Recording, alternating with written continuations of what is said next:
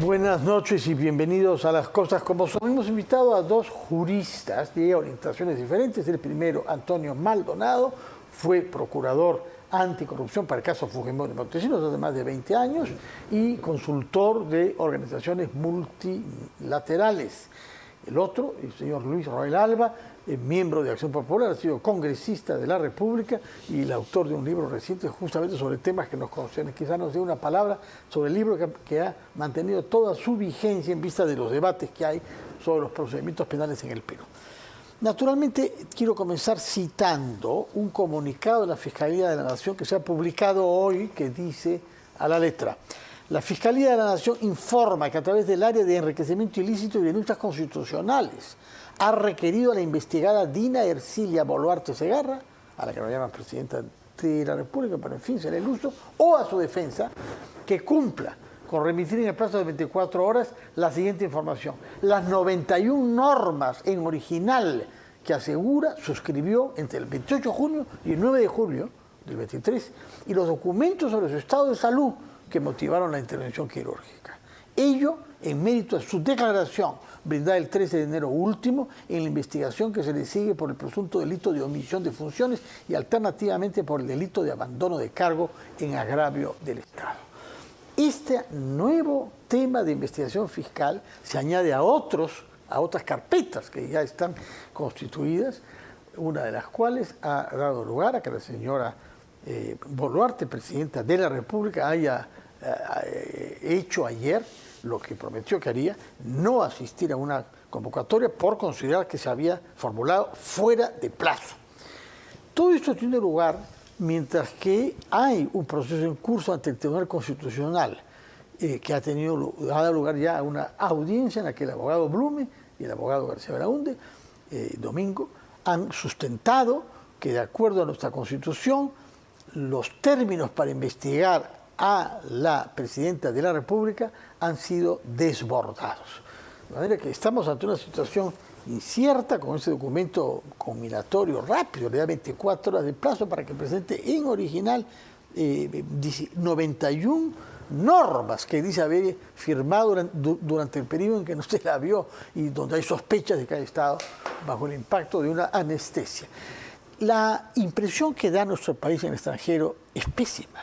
Este tipo de debates, esta multiplicación de investigaciones, la actitud del ministro del Interior, al cual le piden el celular, entrega un celular vacío, cuando la Fiscalía le pide que dé el chip y el acceso a la nube, a iCloud, contesta que no lo va a hacer, que no es legal pedir eso. El ministro del Interior, burlándose de la Fiscalía, porque si no hubiera entregado nada, yo hubiera argumentado así quizá, pero primero entrega algo vacío, y evidentemente iba a suceder. Por supuesto, si uno lee la prensa internacional que se refiere a esto, unidos a los otros problemas en el Congreso y demás, y la delincuencia y la criminalidad, estamos muy mal. ¿Por dónde poner orden a esta situación? ¿Qué está pasando en el Perú, señor Maldonado? Usted que ha vivido una crisis que algunos comparan con la actual hace 25 años. Buenas noches, mucho gusto. Buenas noches. Luis, mucho gusto, Fernando.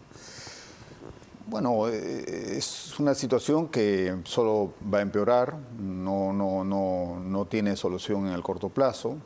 Es en el fondo un tema de poder y de ejercicio de poder, y mientras la coyuntura esté marcada por un gobierno que se obstina en mantenerse en su programa gubernamental y un Congreso que lo apoya, que no ejerce el control que debe ejercer, no hay balance de poder. Pero tiene que haber fronteras fijadas por la ley de una manera inequívoca, no es que cada uno pueda interpretar. Bueno, lo que ocurre en los últimos meses por lo menos es una erosión muy grave del Estado de Derecho. Muy grave, y eso se ve en todo ámbito de cosas, desde las grandes que usted comenta hasta las más pequeñas. Y por supuesto tiene notas de gravedad en particular en lo referente a la conducta que usted describe del ministro del Interior, su actitud desafiante ante la disposición de la Fiscalía de entregar información, que desde mi punto de vista al menos es claramente una obstrucción a la justicia.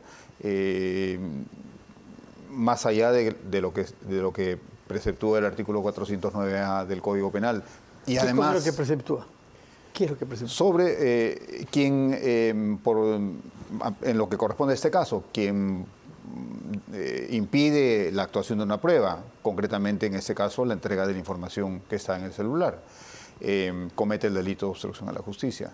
Es decir, distingo entre el hecho, que desde mi punto de vista es una obstrucción a la justicia, y encima confirmado por una norma del Código Penal que encasilla esta conducta en este tipo penal. Pero claramente es un ministro además que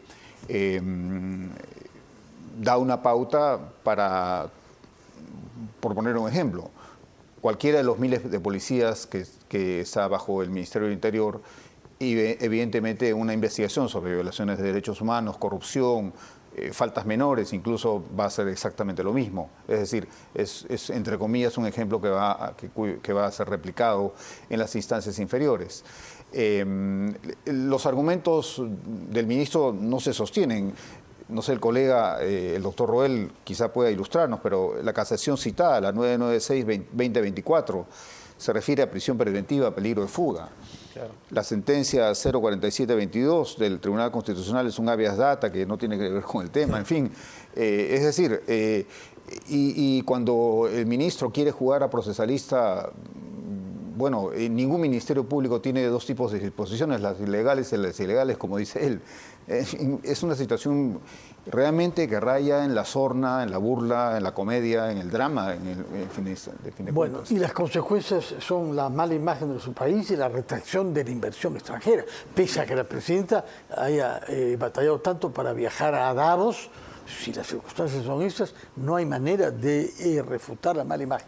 Señor Luis Roel, usted tiene un enfoque desde dentro de la política, porque ha sido congresista y porque es miembro de un partido, el más antiguo partido con representación parlamentaria, que es Acción Popular. Su punto de vista sobre el panorama general. A ver, yo creo que esta crisis que hemos visto de conflicto entre las instituciones y que lamentablemente ha generado, como bien ha señalado el doctor Maldonado, una erosión institucional y también en el Estado de Derecho. ¿Por qué? Porque acuérdense, Vladimir Cerrón dice, yo me pongo a buen recaudo porque no creo en la sentencia del Poder Judicial. El hermano de la presidenta hace unas semanas decía lo mismo y se puso a buen recaudo y no se puso ante el órgano jurisdiccional.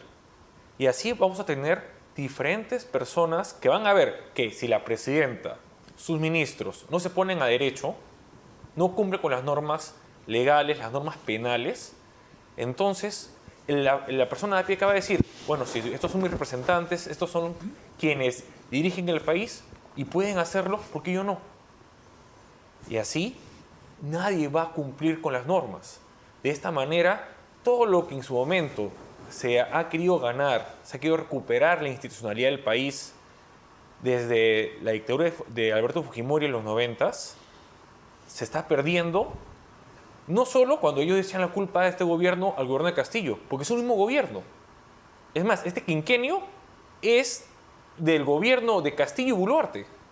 No es que haya habido una nueva elección, no es de que se haya partido el mandato presidencial, es el mismo mandato presidencial y es este gobierno, Castillo y Boluarte, quien está destruyendo las instituciones y que está dando una falta de institucionalidad como imagen y como ejemplo al resto de peruanos, y que pensando en el 2026 es muy peligroso. Ahora, no solamente son justiciables que se comportan de esta manera, sino abogados que sostienen que ese comportamiento es un derecho y que nadie está obligado a entregarse si considera que la decisión judicial es injusta. Uno, y en segundo lugar, sostienen de que haberse dado a la fuga, como el señor Boluarte y el señor Cerrón, no es una prueba que acredite la tesis del riesgo de obstrucción a la justicia o riesgo de fuga, porque se ha cometido después de la sentencia. Claro, de manera que los jueces no pueden tomar en cuenta eso para legitimar lo que decidieron en su momento. Yo creo que algo, y por ejemplo el lado constitucional, ya creo que acá el doctor Maldonado, desde el ámbito penal, no hay un derecho de escaparse a una orden judicial o acatarla. No existe en la Constitución un derecho para que un procesado, un investigado, se pueda abstraer del sistema de justicia. Pero no hay una sanción si lo hace. Es lo que han dicho esos abogados, varios. No, pero sí hay una sanción. ¿Cuál es? del desacato a la autoridad. Y acá el profesor nos va a decir lo mismo. El doctor Maldonado. Oye, ¿no un delito cuando no se presenta o no acata una orden judicial? Creo que sí. Sí, por supuesto, se podría configurar el delito de violencia y resistencia contra la autoridad, pero más allá de eso, la sanción debió ser, sanción entre comillas, que no lleve ese nombre, no es solamente una forma de decirlo, debió ser que la Quinta Sala Penal Nacional, que revisó la apelación, debió haber confirmado la sentencia del juez Carhuancho. No Pero revocarla. consideraron que no habían argumentos para creer que había riesgo de fuga ni de obstrucción a la justicia. ¿Qué más argumento que el hecho de que ese señor en medio de la audiencia de prisión preventiva desaparece? Bueno, justamente lo que han dicho es lo que ha hecho después de la sentencia no se puede tomar en cuenta para justificar la sentencia. Bueno, él se dio la fuga una vez que la sentencia se pronunció. Entonces no es argumento porque es un comportamiento ulterior. No, eso no es correcto. Acá el Colegio de Abogados debería haberse pronunciado frente a la conferencia de prensa que dio horas más tarde de este hecho su defensa, construyendo artificialmente ese supuesto argumento, que por supuesto no existe. Tal derecho a la resistencia a una decisión arbitraria no existe. Pero además, mucho más grave, porque quienes lo sostuvieron saben muy bien en qué contexto político e institucional estamos en el Perú. O sea, este derecho podría haber sido invocado por la expresidenta de Bolivia, Yanine Áñez, procesada arbitrariamente por el gobierno boliviano, o por cualquiera de las personas procesadas por el gobierno de Bukele, o en Venezuela o en Nicaragua. Pero es una falta absoluta de objetividad y una gran irresponsabilidad de parte de estos señores sostener tales tesis. Pero, en fin, el Colegio de Abogados de Lima no ha hecho nada. Tendría que haber dicho algo. Hay otro tema sobre el cual esperamos voces autorizadas, que es el tema que tiene que ver con la prisión preliminar. El gran argumento que ha usado el ministro de Justicia, en este caso el señor Arana, es que se ha hecho abuso de ella. En el Perú estamos abusando de las prisiones preliminares y preventivas. En consecuencia, es mejor limitarla. Primero, derogarla, hacerla desaparecer. Y ante la presión y el cambio de actitud del Congreso, en este caso, son los congresistas que rectificaron lo que habían hecho, pues el gobierno se ha demorado varias semanas y finalmente ha presentado varias observaciones para limitarla y excluir una serie de casos, una serie de delitos del campo de aplicación, entre ellos nada menos que la corrupción. Ya no se puede imponer prisión. Claro, acá hay dos temas importantes. Primero, acá vemos una actuación perniciosa y bastante, por no decir sospechosa del gobierno, que espera una hora antes de que vence el plazo para entregar la observación. Es decir, se esperó los 15 días hábiles, es decir, 3 semanas, para observarlo, para que durante ese tiempo no se aplicara la norma, para empezar. Y luego, para que demore más, teniendo conocimiento que el Congreso está en receso parlamentario, es decir, hasta abril no puede sesionar el Pleno de manera ordinaria, presenta la observación, ¿para qué? Para que esta norma no sea debatida, no sea dictaminada por la Comisión de Justicia y Derechos Humanos y no sea llevada al Pleno y votada. Pero se puede convocar, usted lo Claro, sabe, se puede convocar de manera extraordinaria sí. y con permiso de ¿quién? De la mesa directiva. O que se autoconvoque, lo cual va a ser muy difícil porque a muchos miembros del Congreso tienen conocidos, tienen afiliados, tienen inclusive congresistas que no le conviene que la norma se apruebe. Ese es un momento. El otro momento importante que me parece que es cuando los ministros sustentan por qué han presentado observaciones a lo que ha rectificado o ha querido rectificar el Congreso. Es poner una lista acotada, cerrada, sobre qué delitos pueden o no ser materia de esta figura jurídica. Entre ellos, como bien ha señalado don Fernando, alejados de lo que es la lucha contra la corrupción, porque sacan el delito de corrupción del ámbito de aplicación de la detención preliminar. Cuando el Tribunal Constitucional, ahí sí lo tengo que debatir al ministro de Justicia y al Premier, porque el Tribunal Constitucional en varias sentencias ha señalado que hay un bien jurídico constitucional del buen funcionamiento de la administración pública. Y esto es la lucha frontal contra la corrupción. Y más aún, ya tenemos 2 tratados internacionales que buscan y pretenden la lucha contra la corrupción, que tienen la condición de Tratado Internacional de Derechos Humanos por parte del Tribunal Constitucional, es decir, que tienen rango constitucional. Entonces, el ministro de Justicia y Derechos Humanos, el presidente del Consejo de Ministros, se están equivocando en decir de que porque ha habido un mal uso, un uso desproporcionado de la figura, se tenga que o acotar o eliminar. Porque por un lado, no estás enfrentando el mayor delito que afecta a nuestra administración pública, que es el delito de corrupción. Y número dos, no puedes derogar un instrumento que lo que busca es alejar a los perpetradores de su ámbito de control de lo que se va a investigar. Claro. Señor Maldonado, usted que ha sido consultor en tantos países diferentes, en todos los países existe una prisión preliminar. No es una novedad del Perú, ¿no? Por supuesto, es un instituto procesal que además es muy antiguo, viene, en nuestro caso, está inscrito en el código, por lo menos en el Código de Procedimientos Penales, y se ha mantenido en las reformas procesales en la región, tanto en América Central como en América del Sur. Es claramente distinto de la prisión preventiva, pero es una medida de coerción personal que en determinados supuestos muy estrictos, bajo control jurisdiccional, puede imponerse. Pero hay que decir, si me permite, que es rotundamente falso que en el Perú, para este tipo de casos, los casos de delincuencia de poder, los casos de corrupción empresarial, se abuse de la prisión preventiva. De 1.100 procesados o un poquito más por ese tipo de delitos, en el caso Lavallato solamente, se ha solicitado, el Ministerio Público ha solicitado prisión preventiva en aproximadamente 37 casos. Menos de... Es decir, por supuesto que hay un problema con la prisión preventiva en el Perú y en la región, y eso está reflejado en los informes de la Comisión Interamericana de Derechos Humanos, eso no se puede desconocer. Pero eso afecta a los, digamos, entre comillas, delincuentes comunes, sí, no a este tipo de delincuentes. Entonces, cuando los abogados de estos señores salen con el argumento y están preocupadísimos porque se abusa de la prisión preventiva de sus clientes, están en realidad manipulando una información que se refiere a otro tipo de casos y están utilizando esa otra información respecto a la cual se quedan muy callados para sostenerla frente al tema de sus clientes.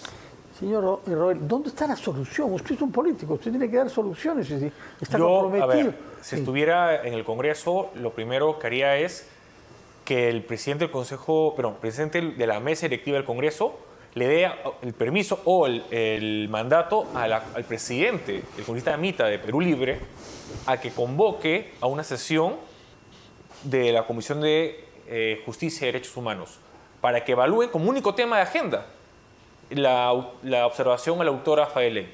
Pero Perú Libre es uno de los partidos más interesados en diluir toda la normativa penal. Claro, ¿la otra opción cuál es? La otra opción cuál es? Que el presidente del Congreso con su mesa directiva emita una resolución legislativa que convoque a un pleno extraordinario y con un único tema de agenda, que sería tratar sin dictamen el tema de esta observación de la autora Faelén, lo cual la Junta de Portavoces tendría que pactar y suscribir de que esta va a pasar sin y en este caso el Congreso podría aprobar esta ley por insistencia, promulgarla por insistencia, sí, claro que prescindiendo de las observaciones. Claro que sí, porque tú puedes aprobarlo o te allanas a las observaciones en una votación en la comisión y en el pleno, o dos, insistes con tu propuesta inicial en la autora que llevó el gobierno. Vamos a ver cuál actitud adopta el presidente del Congreso, que es un abogado, Eduardo Salguana. Palabras finales, Antonio Maldonado. Sí, bueno, es una verdadera lástima esto de la detención preliminar judicial, porque el artículo que propone el documento del Poder Ejecutivo, respecto del cual, como recordamos, preguntado el presidente del Consejo de Ministros, no recordaba cuáles eran los argumentos de su documento de más de 20 páginas, vuelve al artículo original, es decir, no hay ningún cambio. Todo este tiempo se ha perdido inútilmente, irresponsablemente, tanto en el Congreso como en el Gobierno, convenientemente, para proteger a personajes como el vocero presidencial, en este horroroso caso Caliwarma, para volver a una propuesta que es exactamente lo mismo que había antes en el Código Procesal Penal. Pero lo más grave de este documento del Poder Ejecutivo no es eso.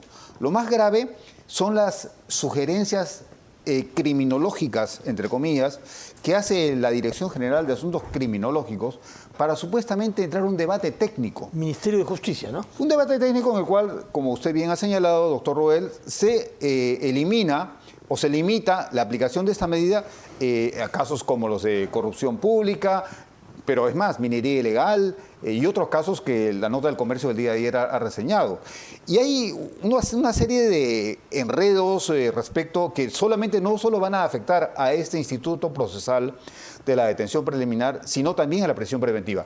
Cuando se señala de parte del Ministerio de Justicia que debe intervenir otro juez, distinto a que los hechos, es decir... Complicar el procedimiento. Absolutamente. A propósito del caso Caliwarma que usted ha mencionado, quiero hacer notar que el abogado José Ugaz, que nos habló del caso Caliwarma y acá hace 2 días, ha cumplido con enviarnos un video hecho en Puno, donde se ha grabado a niños afectados por la comida dada por Caliwarma, semanas después de haberla consumido, siguen gravemente afectados.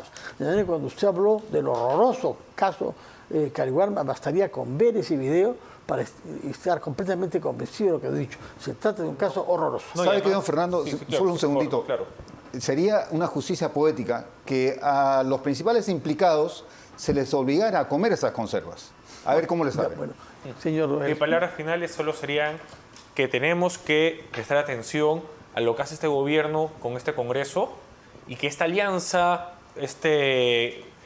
como se dice, matrimonio no raro que tiene este Congreso con este gobierno, le va a durar poco, porque ya se convocan las elecciones en abril y cuando ya se convocan elecciones, ya creo que se van a escuchar otros cantos de sirena en el Congreso. Ojalá que así sea, que aparezcan fuerzas de renovación, nuevas generaciones, a los cuales les repugne la mentira y la corrupción que están prevaleciendo demasiado en nuestro país recientemente. Muchas gracias, señor Maldonado, señor Roel. Vamos a hacer una pausa y retomamos las cosas como son.